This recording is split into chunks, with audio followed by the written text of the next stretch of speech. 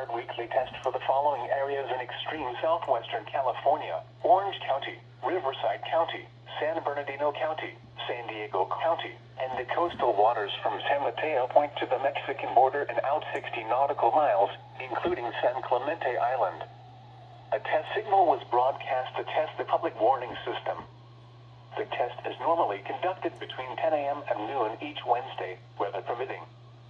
The signal was also used to test the activation and emergency readiness of the Skywire network of radio operators.